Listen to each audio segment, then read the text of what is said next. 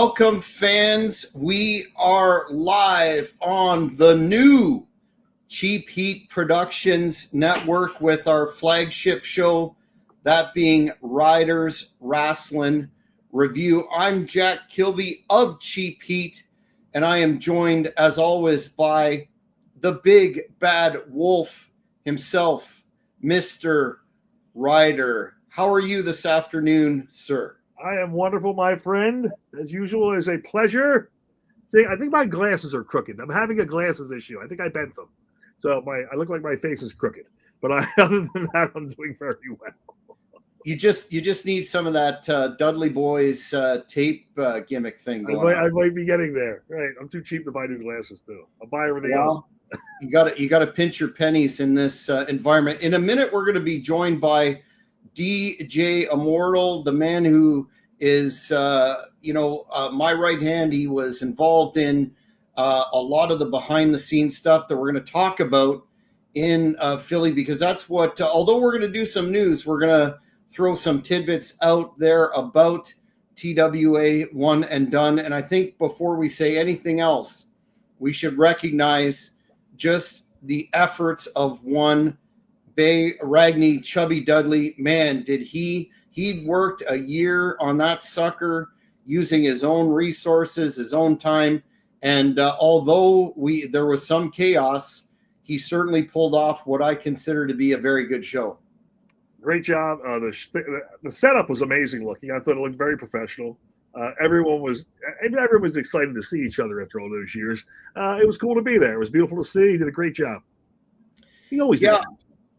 I think that when you're looking at a show of that, it's hard as you know to put on just a regular event, but something of that epic nature from top to bottom was great. I thought all the boys and girls gave their all, and I can't wait for the DVD release. But speak of Mr. Immortal, here he is. DJ, welcome to the show. Hey, what's going on, Ryder? What's going on, Jack? Ryder, long time no see, man. I think it's been, a couple days? Couple days. How you been, buddy? Pretty good, man. Pretty good. Just back in the Great White North. Back in the Great White North. I enjoyed Philly. It was a long drive, but it was fun. Well, welcome to my neck of the woods. We'll have to get you to Fort Lauderdale next. Absolutely. In due time. Absolutely. We'll do a show down there. We'll call it Son and Done, as opposed to and hopefully during the fan fest we'll just use real dollars. I think that would be a good thing to yes. do. Not Monopoly money, I think actually Monopoly money had more value than that, to be honest with you. Yeah, it was. We'll talk about that a little bit, but it was an interesting situation. But I wanted to, DJ, get your input on starting with the WrestleCon, because I know Mr. Ryder came later in the day, and we were there quite early with the Kingpin and all the major folks that we saw there, and one of which was perhaps your most revered hardcore icon, and that would be this man here. Yeah. Sandman. You got to meet him and get a great picture. How did you feel to finally get that opportunity? Well, some people always say don't meet your heroes, and obviously people know Sandman. It's a touch and go. I mean, honestly, he could be nice, or he could, be a four-letter word that I don't want to say on YouTube. So I will say it was I went in there. He was definitely a super nice guy to me. Anyone that has had a bad experience, I'm sorry. My experience was pretty cool. And Jack, thank you for actually making that happen, because I don't know, he worked his magic and made that happen. But I gotta say, that photo you've seen is because of the man, the one and only Jack Kilby. So shout out to Jack on that one. Super cool dude. Well, I can't take entirely the credit for that, because I will say this: aside from managing the Kingpin as he soundly defeated Super Crazy, and we'll talk about that match and how it went down, and all the cheating that Bay attempted to put into play there. But we wouldn't have had that opportunity if it wasn't for this man right here, Yes. Gordon. Without a doubt, the highlight of my trip was going downtown in Philadelphia to the Carver Reed store, unannounced, asked for Todd. He welcomed us in. We sat and spoke to him for about 30 minutes. What a absolute class act. What a legend in his own right. And I happen to mention that you were a big Sandman fan, and when we saw him at the WrestleCon, he introduced you right away. So I gotta shout out Todd Gordon. I'm proud to call him a friend now, and we'll continue to learn from man. If you've read his book, you'll know what a career he had in the business. Mr. Ryder, did you ever encounter Todd Gordon in your travels in the Northeast there around Philly? I have had numerous encounters with Todd Gordon. He's always been a gentleman. Thank God he wasn't always wearing that tie. Other than that, I kind of like it. And I want to say quickly before you take that photo away there, Jack. There's no one down here likes. Hey, Jack, if you can, toss that up one more time. What I want you to do, everyone, is instead of focusing on the amazing, handsome Todd Gordon, I want you to focus on Mr. Kilby's smile, man. Because I got to say, seeing that smile so genuine, that's what I'm talking about. That's a man that met his mentor. So I got to say, that right there, a photo speaks 1,000 words, and that right there is more than 1,000. Todd Gordon was always a good guy. They came to a Dennis Carluzzo show. Did an ECW invasion, and he was there, and he was backstage. He was very, very, very class act guy, good guy. Yeah, it definitely was a huge moment for me, and I'm going to continue to pick his brain as we're on the cusp of a number of new things here. First and foremost, I feel like I've lost about 280 pounds, and freedom. I don't have that albatross around my neck, and freedom is free at last. Freedom is not something to be downplayed. It's a great thing. We're going to build this channel up to heights that it's never ever seen before. I'm happy to be a part of it. Want to shout out, of course, the godfather of Cheap Heat Productions. That would be Morris Shortall. Today he's a tireless public servant. He's doing the work of the people. Work of the people, always making some important moves. And although he can't be here, he will continue to join us sporadically in the future. But I couldn't be more excited about this. And there's going to be some big announcements coming in the future. My team and I are working on a lot of things, including an announcement that will definitely rock the indie scene in Ontario and Quebec, and you know what, possibly Alberta. So stay tuned for that, fans. If you haven't subscribed to this channel, please do, and be sure to like the videos. It helps us with the algorithm. But back to business here on the corner of Swanson and Rittner in the former ECW arena. There were a number of interesting things happening, but DJ, I want you to set the scene for a video I'm about to play involving the man who is a hardcore legend, a hardcore icon, Sabu. Give us the skinny on how this little deal came together here. All right. So when you're working at a convention and you're running around, you're trying to get like certain information, or someone's like, go do this for me, whatnot, add a few extra minutes. So I actually wanted to walk up, add a few extra minutes of free time, I should say. So I wanted to find Chubby and thank him for his hospitality, because I didn't know if I would get a chance to that evening during the show. Him being the promoter, I see how hard Jack works. I can only imagine being a promoter at an event like this. So I wanted to track him down while I could and actually thank him. I saw him over by the bar, and I shaked his hand and said, thank you again, and boom, boom, boom. We already know how that conversation goes. So Chubby says to me, have you met Sabu yet? And I was like, I have not. And then then I'm like, do you think I could probably get a picture, or should I wait for his table? And then he's like, if you're going to ask him, man, like it's now or never, like he's right here. So I looked at Sabu and I was like, hey man, thanks for coming out, can I get a picture with you? Then he like looks around. I think he was trying to look for his manager, but he's like, yeah, sure. So we took a picture, and then I was just like, hey, Sabu, what are you drinking? And he's like, Jameson. And I'm like, can I buy you a shot? And he's like, make it a double. But I will say he was going back from double, triple to single. I don't think he really knew what he wanted. So what I did was I was like, you know what? I'm gonna buy 2 shots, one for him, one for me, and then I'm just gonna pretend that it's a double for him, because he kept switching back and forth. So I was like, all right, we're both getting a shot. And then then Chubby Dudley, I guess he was filming the whole time. I didn't even know we still had my phone and it was still filming. So I had no clue at this current moment what you're gonna see it was filming until like I think it was a 4-minute video that I actually like trimmed down to 7 seconds. So in this video, Chubby was filming for 4 minutes because Super Crazy came up and was talking his ear off. Kind of like what I'm doing to you two right now. So, Jack, without further ado, roll that clip. Here we go. My name. 13 years for Sabu. Thanks for years of. I thought you retired. 2376. So history was made there in that you toasted the legendary hardcore career of Sabu. Now, were there additional shots after that, or was that it? I'm going to be honest with you.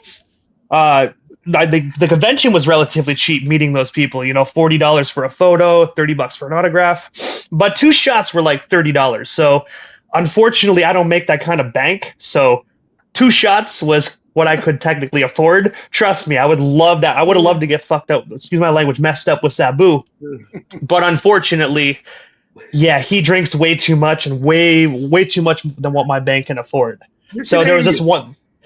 I will admit, you've been around Sabu drinking. Like, that man can outdrink all 3 of us together. That man's an animal. I'm Irish. He can't outdrink me.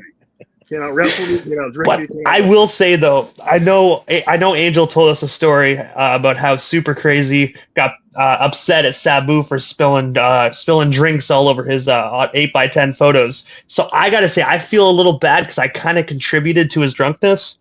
I know it was 1 shot, but there was a portion of that I contributed to that. So, Super Crazy, I'm sorry. Yeah,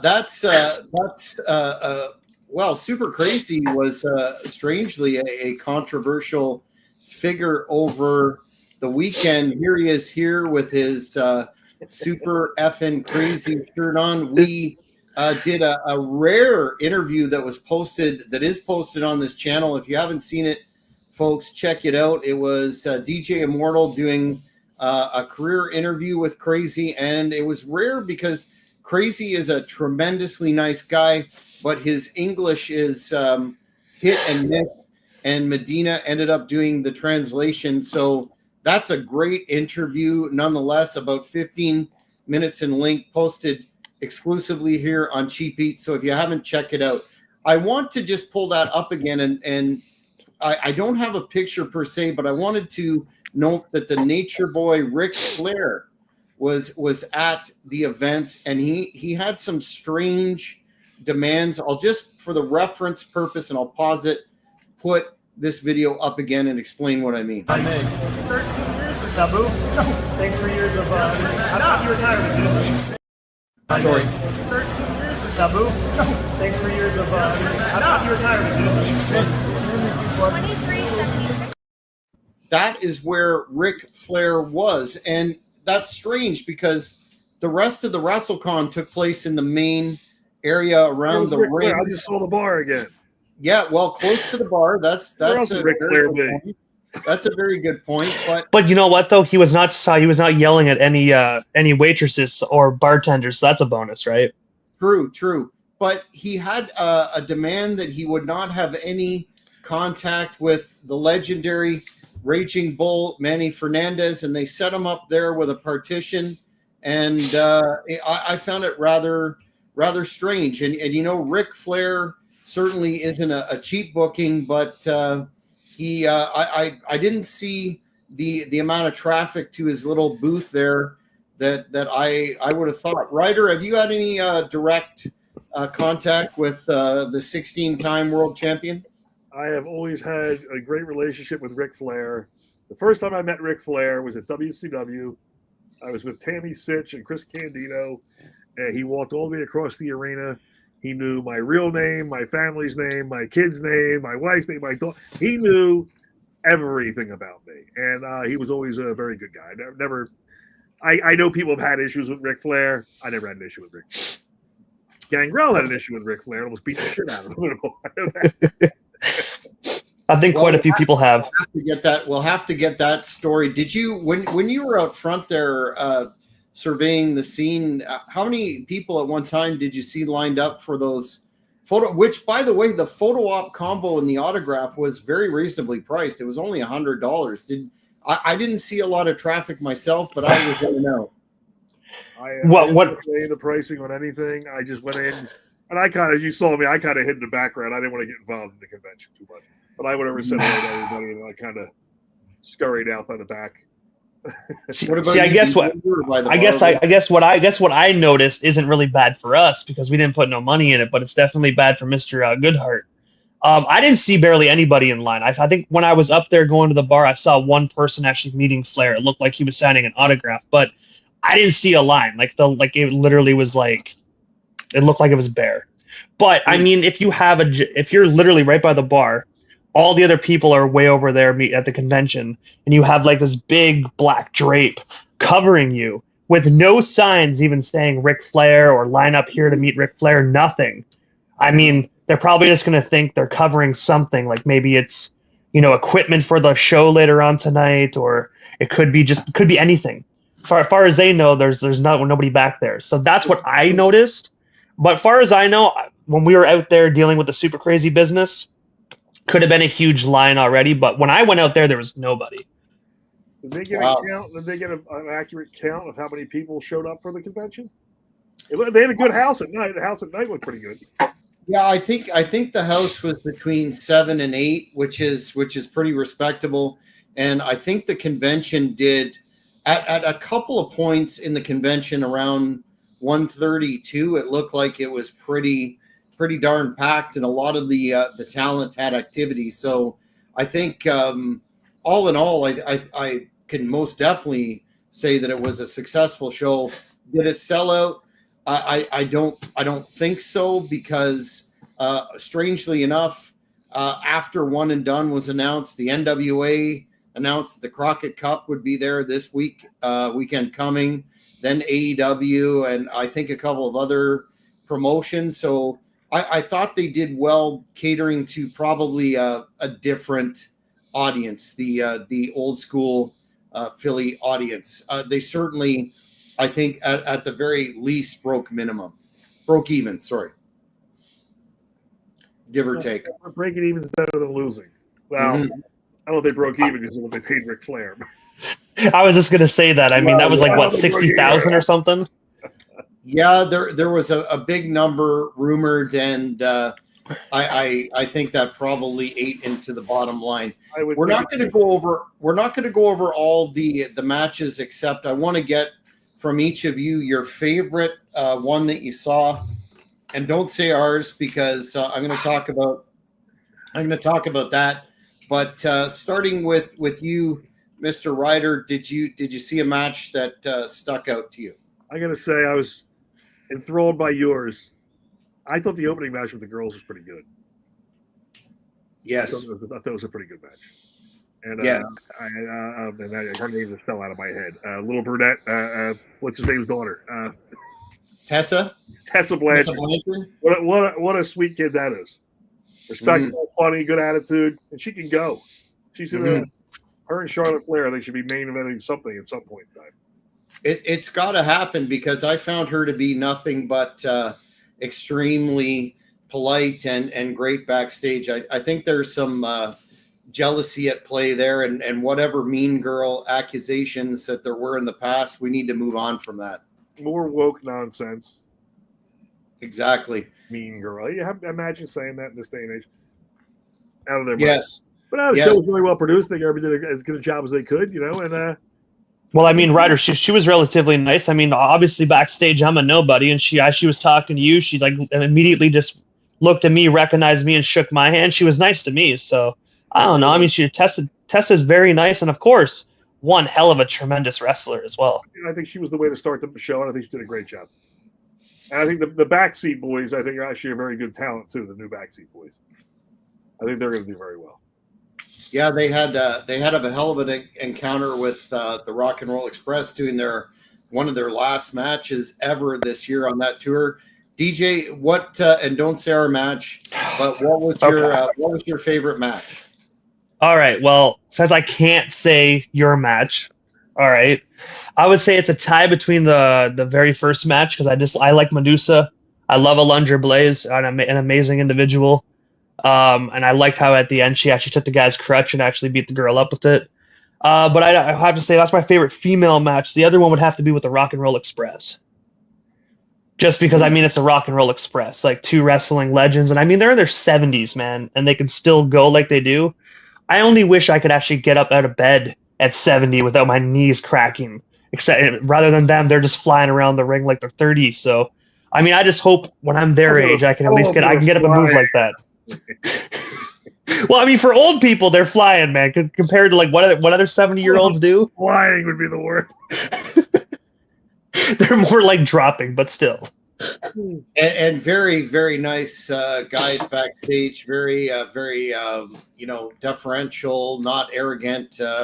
Just truly class act. I had an opportunity to talk to Ricky Morton, and that was definitely a highlight because although I wasn't a Rock and Roll Express fan back in the day, I was definitely a Midnight Express fan and a Horseman fan. Man, the guy's probably the best seller of all time, and what great baby faces for those dastardly heels. So that was another highlight. I would say for me at the end, I actually had an opportunity to watch the main event, which was the Heart Killer Chris Wilde against Breaker Morant in his final match, and man, they tore the house down. If the fans get an opportunity to see that online, which I think they will shortly, that did not disappoint. That was a tilt. I'm extremely impressed with both competitors. They flew, they did grappling, brawling, hardcore stuff, and they definitely opened the door with that one. Yes. I know Breaker Morant has a few matches left now. He announced on his social media this year, but there was one of the last, and he won the TWA title one more time. We'll see if he defends it or whatnot. But I had an opportunity to talk to, we did actually, Chris Wilde, and what a class act. I'm definitely going to be looking at him to bring him in the future, depending on what we do up here. But yeah, that was my favorite match. As for this match, the Kingpin Angel Medina against Super Crazy, with myself proudly representing the sovereign, strong and free, true North. That went about exactly the way that I expected. And very soon we're going to be, thanks to DJ Immortal, we're going to be publishing that match on this channel amongst other clips from the show. But you'll see that Chubby Dudley, he had a plan. He tried to sabotage your microphone on you. Yes. He tried to sabotage a lot, but I got in there and made my remarks. And he had a plan that involved sending out some goons to attack Angel on behalf of Crazy, attack me first with Jason Knight, who viciously clotheslined Angel.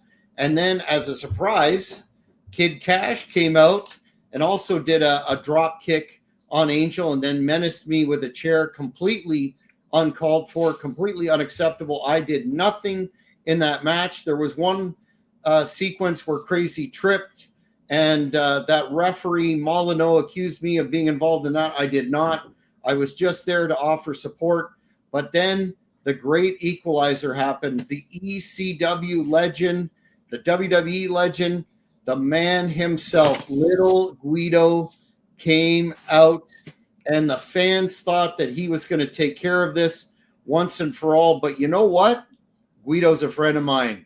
And we had a conversation dating back to December, and we hooked those fans line and sinker. He had to unfortunately nut shot me, but when he got in, he took care of business, put Super Crazy on his back. Angel went on top, 1, 2, 3. And history was made not only in Angel defeating Super Crazy in the arena, but he proclaimed right in the ring that night that there is a first ever Canadian member of the FBI, and that's yours truly. And that's an honor. Look at that. A real honor. I saw What that. did you think of that sequence, Ryder, when you saw, were you taken in like everybody else that the great hero Guido would save the day, and were you shocked? I was not shocked. I was not shocked, and honestly, Super Crazy had it coming. So I would have done the same thing to Super Crazy. So I'm glad Guido stepped up and did that for you. What about you, DJ? Did you when you saw? I bet when you saw Guido coming out, you thought, "Oh no, this spells bad news for us." And then the sheer exhilaration, the fans at the end were exactly the way that I thought they would be, very disrespectful, hurling insults and F-bombs at us. But you know what? The glory of the three of us celebrating in the middle of that ring, that was something to behold, correct? Looked very 100%. I got to first go back to the referee thing you're talking about. The referee tried to pull that. When I dropped the footage, when I send the footage to you, because like right before I came on here, I was working on it. So it's gonna be out before midnight tonight. And the whole world's going to see that Jack did not touch the ankles, because Jack only touches greatness. Okay? Secondly, with that being said, I got to say it was phenomenal. But when I saw Nunzio coming out, I had my suspicion. I'm the right-hand man. No one tells the assistant anything. I just go do the job he tells me to do. Sometimes I know, sometimes I don't. But when I saw Nunzio, I was like, okay, there's something here. But then I saw the nut shot, and I'm like, Would Jack sacrifice his twig and berries? But that's when I was like, I don't think he would. And guess what? The assistant was wrong. That's why I'm the assistant. Well, at the end of the day, we were going to win one way or another, and that's the thing I told Bay in many interviews. First of all, he screwed us on the stipulation, but then he kept hinting at insurance policies, and I put 2 and 2 together and got 6. But Bay, I've got a great mind, and I knew what you were going to do almost instinctively. When Jason came out at the first, I thought, okay, business is on, and I'm glad that things worked out the way that they did, and that Super Crazy got put on a bus and sent back to Tijuana where he belongs. And I don't think we're going to see him again. But as for the Kingpin and myself, the Kingpin remains our hardcore heavyweight champion in this promotion, and I think most definitely you're going to see him again. And Nunzio, perhaps a tag match, perhaps something. We're going to talk about a lot of possibilities, but as a programming note, fans, tomorrow night, if you're watching this live, May the 7th at 6 p.m., Nunzio, the newest member of the Big Money Players, is going to be on the show, and we're going to break down exactly what happened and throw some salt in the wounds. Overall, before we let you go, DJ, what would you consider? I know you flew down and that was something, but we drove back and we had a lot of time to talk. But what would you consider the absolute highlight of your weekend aside from working for me? Man, okay, first and foremost, you can't just have, it's like Lay's chips. You can't have just one, right? It's Philadelphia, 3 days. First time I was ever that far into the States, and I'm surprised they let me into the States. I mean, I know me. I wouldn't have let me in. I would have been like, turn around. But I would say, honestly, probably just the first major highlight would have to be just first walking into the 2300 arena for the first time, getting to see the mural, getting to see individuals setting up the ring, just being there before the calm before the storm, like being there the day before. I told Jack this on the way back to Philly that his dream was to always work in the ECW arena. my dream was just to go to Philly and be there for like any event, even a concert, just to stand in the same spot where so many countless legendary ECW moments happened. So not only did I get a chance to actually be there and see it before my eyes, but actually get a chance to work at the event too. So it was a dream come true, but like times it by 10. So I would say the highlight would definitely be just being able to be in the ECW arena, being able to see the backstage, the locker room, everything. And I would say probably the other highlight would have to be like that from a Mark's point of view is, well, I don't have to say it. Literally, the fact he just knows meeting Sandman, that right there was the best. I mean, that smile on my face is, excuse my language, what the FUCK is going on. Is this really happening? Am I dreaming? Someone pinch me, and then cool. So it was a whole bunch of moments stuck into one, but those are my two favorites. And three, just being able to cruise Philly with Jack and Angel and Super Crazy, because who gets to really sit in a car with two hardcore wrestling legends just going out to eat, and the whole time was great. I can sit here and tell you all about it. You got a cheesesteak while you were there. I did, yeah. We went to Coach's. I think it was a first night bar and grill, actually. I don't know that one. You know Coach's Bar and Grill, Ryder? I never heard of Coach's. It's over in Essington, deep in Essington, and they were. You're over there. Okay, I got you.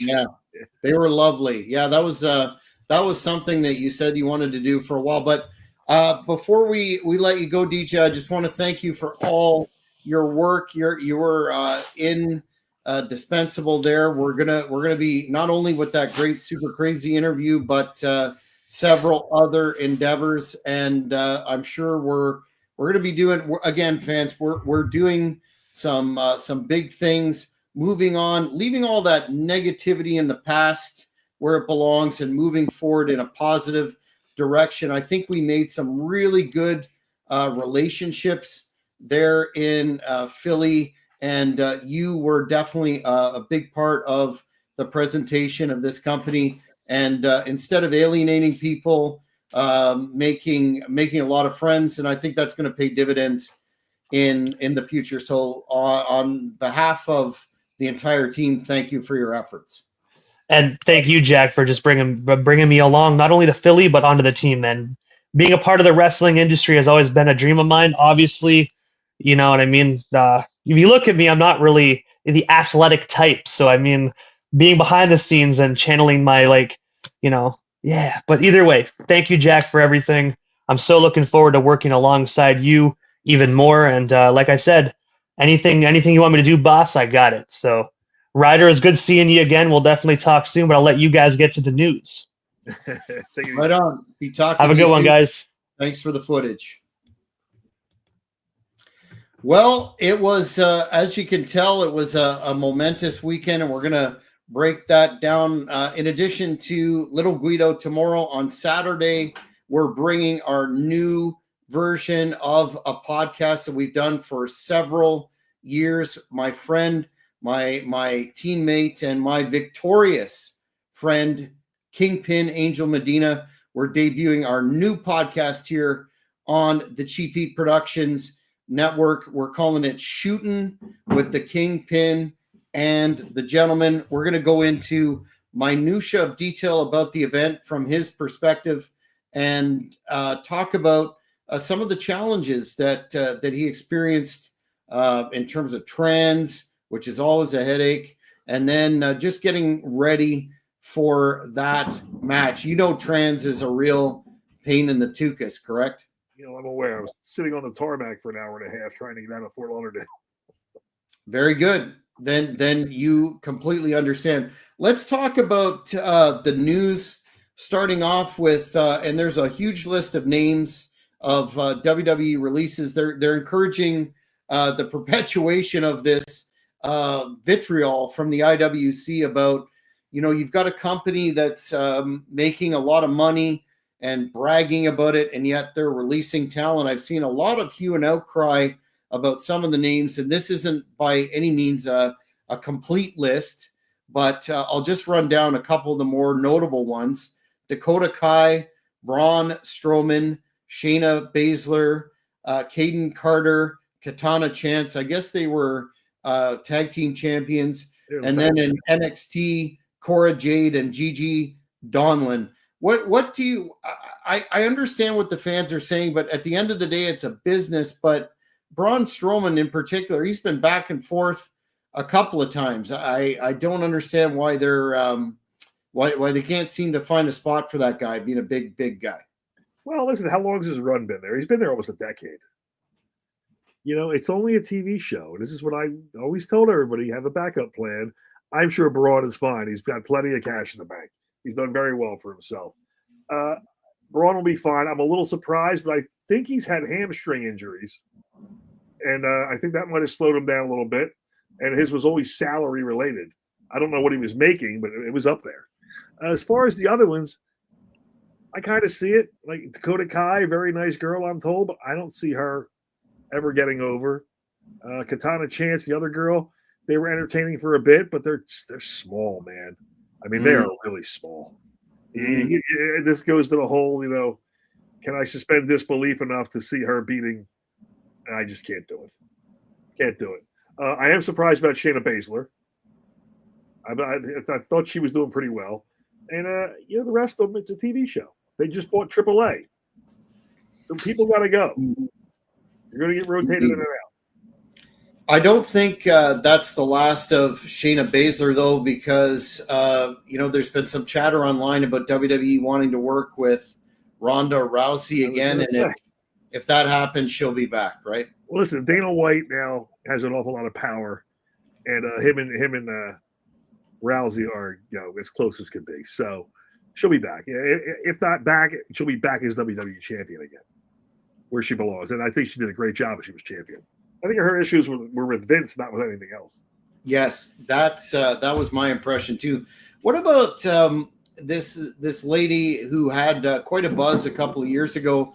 I only remember her for putting a trash can on her head in NXT and doing a headbutt in the War Games that they ran several years ago. That was Shotzi. I guess they call her Shotzi, but her name was Shotzi Blackheart. They announced that although she's not released, they won't be renewing her contract when it expires. She had a lot of hype around her at one time, and then seems to have dissipated. I don't know if her character was ever getting over. I mean, she had green hair. And she came out in a little tank at one point, but she couldn't connect with the fans. These girls, they're all so small. They don't look like athletes. They're not sex symbols. They're not athletes. So at some point, you have to make a decision what you want to have. And I would have cut her too. If she's if you're not paying for yourself, you can't stay. Yes. Okay? Yeah. And that's period. So that's whether you're an HVAC company or WWE. If you're not bringing in revenue, we're not keeping you. And I told guys that at the show last week when they asked my advice. Make sure that you put yourself in a position to bring in revenue and make yourself valuable. And they don't. They just go out there and they wrestle, and then the rest of it they don't do. They don't put the hard work in. Look at Miz. Look how valuable Miz is. Miz will never get cut. That dude, one of, if not the most valuable guy on their roster. He volunteers for everything, always on TV, never in trouble, constantly, no matter what they give him, he makes the best out of it. Never complains, doesn't even really win. Doesn't even have to. He's a 2-time Grand Slam champion, and I bet he wins the title again someday. Yeah, maybe for a retirement tour, but the Miz also indicates that, or the word on the Miz is if they need him for an appearance, a live appearance, a radio station interview first thing in the morning, he always volunteers. Yeah, so I don't think these other kids do, and then they wonder why they got cut. I really honestly believe that they're afraid of the hard work. They think it's all done in the ring. And this business, being in the ring, you got to be good in the ring. But it's how you are out of the ring that keeps you working there. All right? There's much more to this business than just being able to wrestle. And look at how many guys had an awful lot of talent and they got rid of them.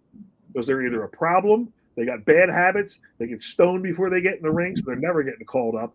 Things like that. And if you do those things, don't even bother because you're not a professional. And you have no respect for the business or the respect of the guy across from you in the ring.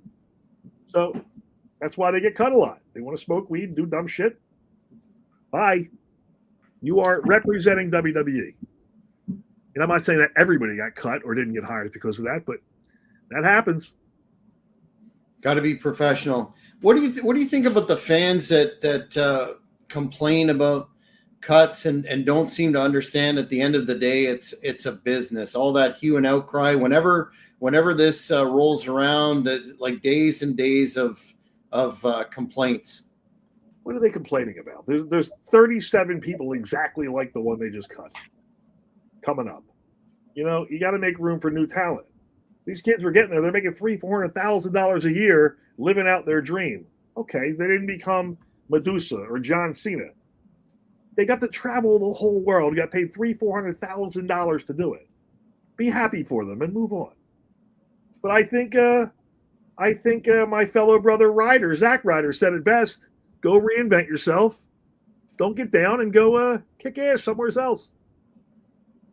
You make plenty of money. You should have some left. You'll be okay.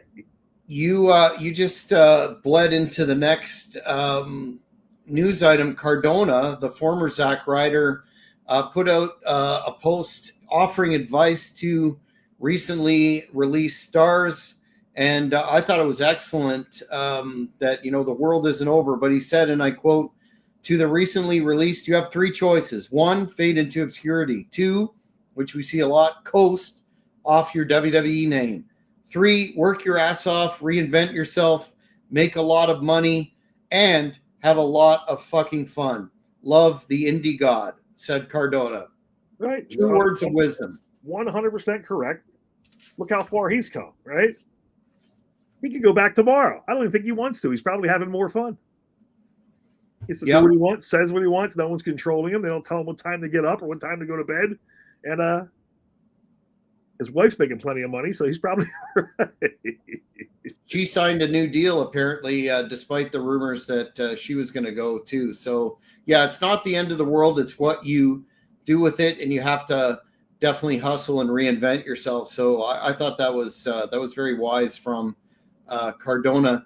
Did you catch the question or the news item? I know we've talked about liking this guy's work, but Alberto Del Rio and others from AAA were said to have signed new contracts, but it was later clarified that WWE is only picking up his existing contract. I'm sure they'll probably sign him again when it runs out. But what do you think the outlook is for Del Rio this time? I know when he broke into the company, Dos Caras, Del Rio, they had big expectations for him. I thought he was fabulous. He had all the tools, and although he won the world title, I guess the secondary world title a couple of times, seemed to fizzle and was released. He had those problems with his personal life, so to speak. Do you think he's going to finally, in this probably one of his last big runs there, put the puzzle together? I would hope he does. I thought he was tremendous in his run. He carried himself well anytime I heard him or seen him. I guess he had some demons, and that will do you in. It's what I just went back to saying, right? Yep. If you're having outside issues that are coming into the ring, they're going to get rid of you, and it doesn't matter who you are. Shawn Michaels might be the only one in history who didn't get blown out for having that happen. But I don't think he ever went into the ring like that. Not that I ever heard. So if you're going to do that, they're always watching you. And they say perception is reality, which was a statement I always hated hearing. But it is. If they point you as a drug addict, you are now a drug addict. You are a liability, and your push will end. Hence, Andrew Martin. Yeah. Right? Yeah. Sad.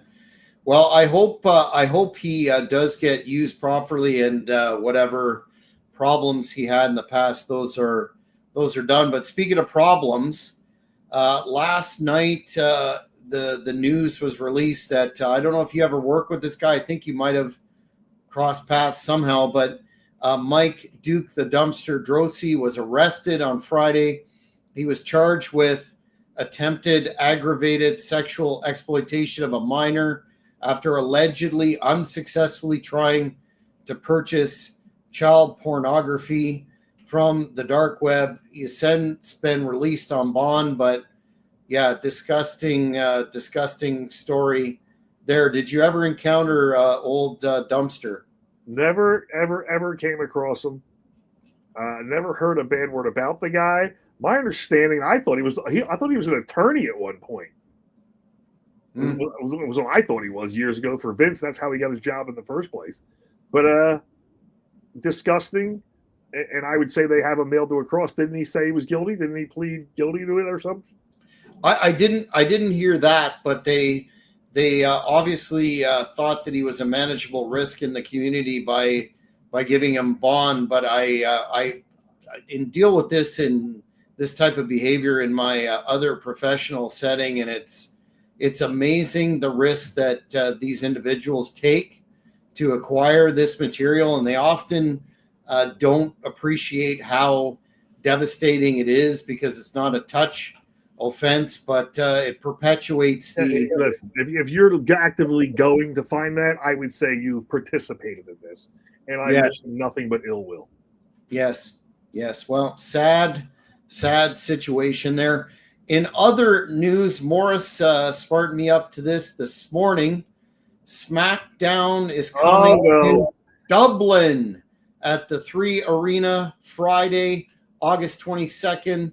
2025, a big deal for our great home base country of Ireland. Cena's on the poster, Cody, Charlotte, Drew, several others there. And Morris said that if the fee or the ticket price is somewhat reasonable, he's definitely going to go and cover it. I told him, my goodness, probably don't expect a discount rate. What are your thoughts on SmackDown returning to the Emerald Isle for the first time in years? I would say they better have Sheamus win the Intercontinental title there. If you're going to do it, do something big.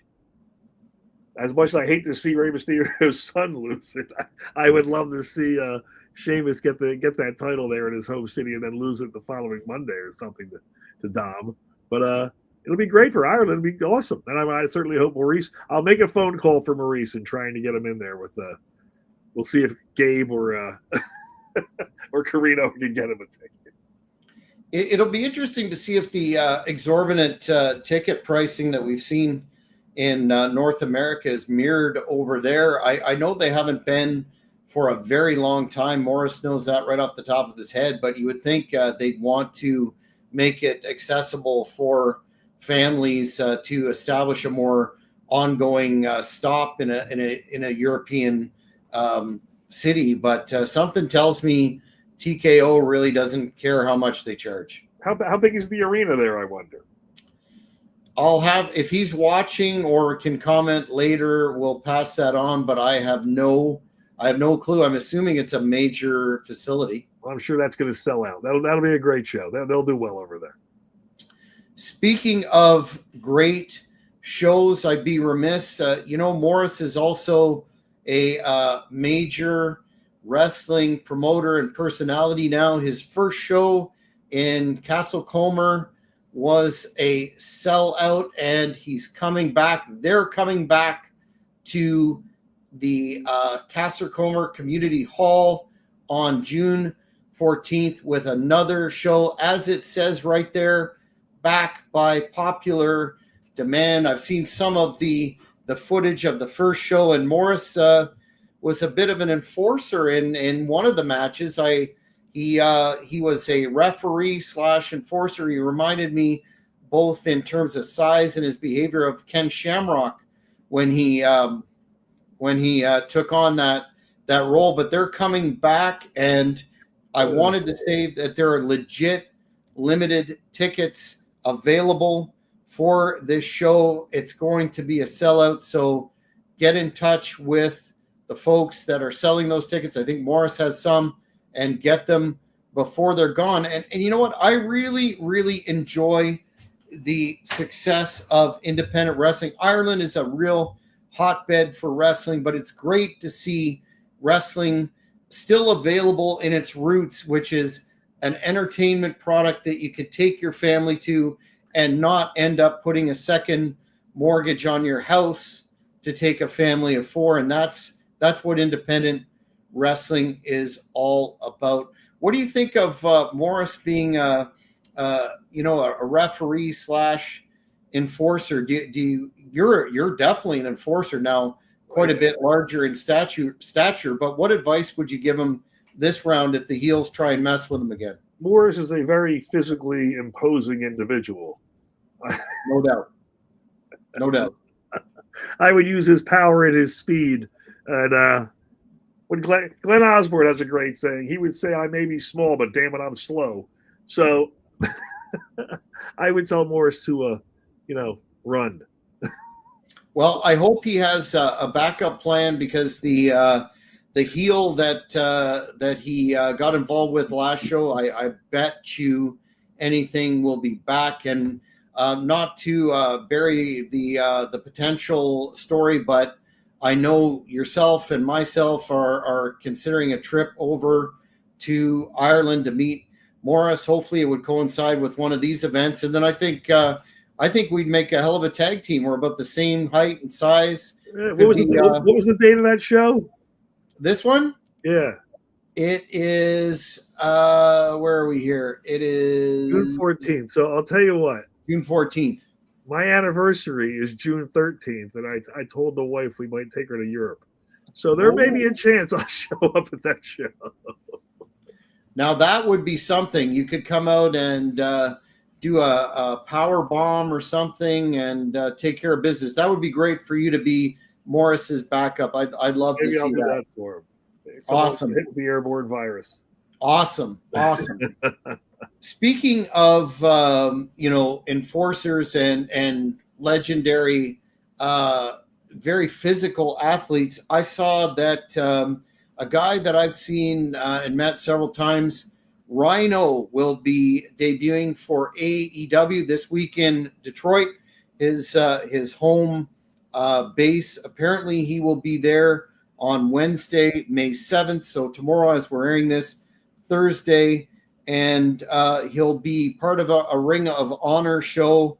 Man, that guy doesn't seem to age either. He looks just as good as he did back in the original ECW, and has had quite a storied career. One of this is probably a deep cut, but one of my favorite matches of his was Bound for Glory 2006 in Detroit, where he beat Christian Cage in a street fight in TNA.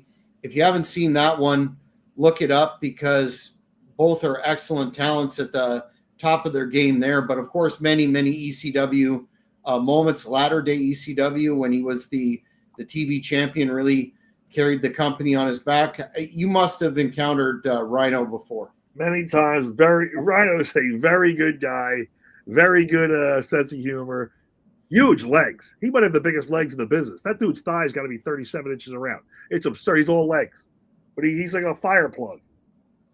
But he can go. You got to give Rhino credit. He's got staying power. I think because he's so compact and so thick, he doesn't get hurt. It's like beating up a bowling ball. Well, it says, it doesn't say whether he's if he's got an exact role in the company, whether he's signed or he's just going to do one of these guest appearances thing. But I'd love to see him do a run in AEW, and I think he could be a real stabilizing influence there in their locker room, because it's also making the rounds, the rumor mill, that Tony Khan has allegedly lost control of the locker room, or lost the locker room. So tough times in AEW. Well, that's what happens when you let the inmates run the asylum. When everybody's a mark for themselves and they call their own spots and their own angles, and what did he think was going to happen? Chris Daniels and I have been friends for an awfully long time, but I don't know why they're all allowing this. I don't understand. And I wish I could help them, but I don't see a way or a path. I think that Edge and Christian getting back together might boost a little for them, and Rhino being there would be good for their locker room. But I'll tell you what, if you put Edge and Christian back together and you don't bring Gangrel in, you are doing a great disservice to everyone watching this show. So they're looking to boost ratings. That's how you do it. Not having shithead dive off the freaking rafters and kill himself. Yeah, and it's I don't know why, frankly, they haven't done that yet, because even the younger fans that never saw their run during the Attitude Era, Gangrel is so cool. I know you know Gangrel very well. I've met him a couple of times through a friend of mine. Dave is an extremely nice guy, very humble, and he's about our age, but the guy can still definitely go. And man, if they don't capitalize on a Brood reunion, they're leaving more money on the table. Leaving a ton of money on the table. Just don't give it a corny name and it'll work. Is he still going by Cope? I think I read that WWE abandoned their claim on the Edge trademark, and Mr. Copeland may pick that one up. That Really? would be tremendous. Yeah. I'm very surprised on that one. Yeah, me too. Maybe they figure he's going to come back. He's going to come back anyway. What are they? Yeah. But then there was a story that he's also lost his interest in pro wrestling. So I think maybe a Brood reunion would do the trick. So we'll have to see how that goes. Speaking of, unclear situations, did you see the story about Kevin Nash saying that the online speculation of friction between The Rock and Triple H, he said, he doesn't see it. He said The Rock's extensive Hollywood commitments limit his day-to-day involvement in the WWE's internal dynamics. And he says that he's busy, et cetera, et cetera. I thought it I thought it kind of rang hollow, given the schmoz that WrestleMania was without The Rock. I think something's wrong there, and they can try and put lipstick on a pig, but anybody who has any common sense knows that that's questionable. Well, I will say, I WrestleMania was not. It needed The Rock. That finish was terrible. The other guy coming out just killed off. I mean, it even killed off the win for Cena, in my opinion. Like, it didn't make any sense to me. No, and where's Travis Scott been since? If he's so important to them, he's training to wrestle with Booker T. Maybe, but he weighs 105 pounds and comes out smoking weed. Why does everyone smoke weed on TV all the time, man? There's little kids watching. This is not cool. You don't look cool. You look stupid. Is there heat between Triple H and Rock? No. Maybe professional jealousy at times, but they're both worth. I mean, Hunter's worth $50 million. His wife's worth $250 million, and The Rock's worth $600 million. What are they arguing over?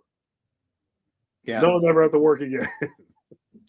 There's a lot of elaborate. It'll be okay. There's a lot of elaborate conspiracy theories, though, that Triple H, when The Rock changed the plan last year's WrestleMania, and then they moved the heel turn up and blah blah blah, that it was kind of a receipt that The Rock didn't show up at Mania, but nothing concrete. I just think it was off that The Rock did not show up. I think it was off too. I don't think The Rock would not show up for Mania. I think they actually thought they didn't need him. I really think they did. And maybe he was contractually obligated to a movie, and he can't get in the ring because they won't insure him. If he gets hurt doing anything, that screws the whole movie up. So could be, right? I really can't see there actually being heat between him and The Rock.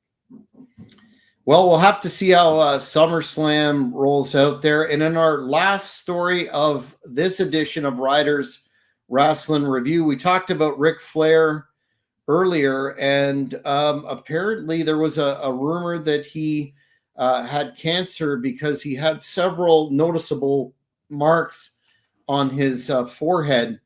And apparently it started with Conrad Thompson, and he stated that he had some skin cancer removed, but Flair said on X, "I'm sorry people have been misled by social media. I don't have cancer of any kind. Thank you for your concerns and for everyone reaching out. I'm absolutely fine. And unfortunately, you'll have to live and put up with me for another 25 years. Yeah, the man seems to be, what's the word? Indestructible? He's pickled. He's pickled himself with vodka for the past 45 years. I saw the picture of his head. You know what? The man lives in Florida. I've had things burned off my face too, just in case. Maybe he's had something burned off. Doesn't mean you have cancer, but it's maybe protect, just a preventive measure. Very Yeah, a very strange rumor to get going. I will say this: he did at the Rasslin, even though he was behind the strange partition sort of thing. He was there for a full, I'd say, 3 hours. And when I got a look at him, he seemed to be alive and well and in good spirits. So let's hope that there's another couple of decades of the nature boy and what he does. He seems to be still enjoying his life, which at his age, you gotta take your hat off to him. Good for him, and wish him all the best. But Mr. Ryder, want your final thoughts just in general on the weekend and anything else you have on your mind. I think we had a good weekend. I thought it was a great show. Bay did a great job. Got to catch up with a lot of old friends of mine. Glenn Osborne specifically, it was a pleasure seeing him. HD Ryder was there, my original tag team partner. I didn't see him. I didn't even recognize him at first. Mm-hmm.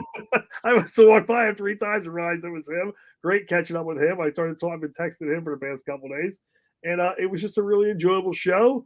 I buried, well, I don't know if I buried a beef, or maybe I've dug up a beef from 30 years ago that I addressed while I was there that seemed to, I addressed it, and then somehow it, whispered down the lane and became some other thing than it was, as usual. But I actually left after you went on. I actually left to take the wife out on a date, and I caught the tape of the show and watched the whole thing later on. But it was a great show. It was a great setup. It was nice seeing everybody, and I'm very proud of Bay Ragney for doing what he did. Very good. Yeah, 100%. I think hopefully we will be back in Philly for additional events. I just think everybody was incredibly nice. The people of Philly were very gracious, and it was good to end that promotion on a high note. I know Joel Goodhart, it meant a lot to him, the legends that were there. I got to meet Tony Stetson, the Hitman. Love him. He had a good match. Good match. Tartaglia, he had a great match with him. And, of course, Johnny Hotbody, all the DC Drake. If I'm missing anybody, I apologize. But it was great for me to meet those guys that I followed in the magazine as a kid, and see Tony perform for the last time. But fans, that's it for this edition of Ryder's Rasslin Review. If you haven't, please subscribe to the channel, like this video, and hit the notification button, because we are going to light this channel up and bring you quality content that you will definitely enjoy. For Mr. Ryder, the Big Bad Wolf, I'm Jack Kilby. See everyone next time.